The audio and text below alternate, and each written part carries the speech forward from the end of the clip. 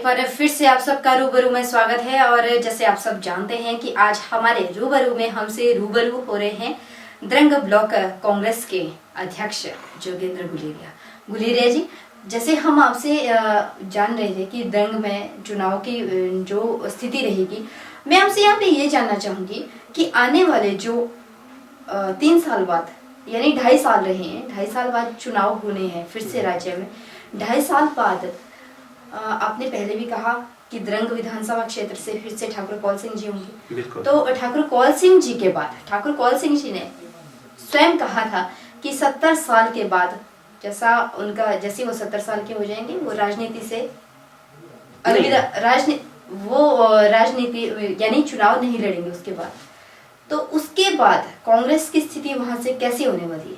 क्योंकि अब तक उन्होंने 70 नहीं बताया, उन्होंने कहा कि मैं एक चुनाव लड़ूंगा।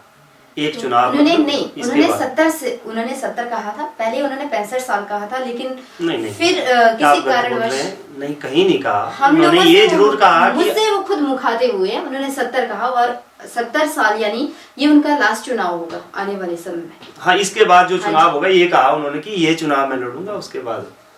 तो एक चीज मैं यहाँ मैं आपको उसके बाद भी कांग्रेस की कैसी स्थिति होगी? नहीं, यहाँ मैं एक चीज जरूर साफ कर देना चाहता हूँ। ठाकुर कौल सिंह जी का व्यक्तिगत फैसला हो सकता है। जहाँ तक मैं द्रंग चुनाव क्षेत्र के लोगों के बीच में रहता हूँ, गाँव में जाता हूँ, ये द्रंग चुनाव क्षेत्र की जनता तय करेगी कि ठाकुर कौल सिंह ने कितने चुनाव लड़ने।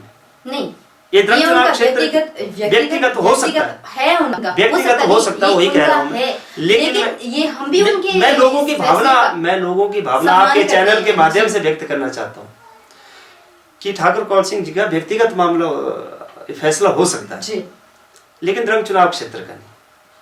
द्रंग चुनाव क्षेत्र की जनता, जैसे कि मैंने पहले कहा, बहुत बुद्धिजीवी है और द्रंग चुनाव क्षेत्र में जो ठाकुर कौल सिंह जी ने काम किए हैं, विकास कार्य किए हैं, उनको नहीं द्रंग चुनाव क्षेत्र की बोल सकती है जनता। हालांकि ठाकुर कौल सिंह जी कहते हैं कि द्रंग चुनाव क्षेत्र की जनता का मैं ऋणी हूँ, जिन्होंने मुझे लगातार चुनाव जिताया। लेकिन द्रंग चुनाव क्षेत्र की जनता भी कहती है कि हम ठाकुर कौल सिंह जी के ऋणी हैं, हम इनको जितनी बार भी जिता सकते हैं उतना कम है। तो मैं दावे से कह सकता हूं कि द्रंग चुनाव क्षेत्र की जनता जब तक चाहेगी तब तक ठाकुर कौल सिंह चुनाव जी को लड़ना ही पड़ेगा। तो गुलेरिया जी, आपका रूबरू में हम लोगों से बात करने के लिए बहुत बहुत धन्यवाद।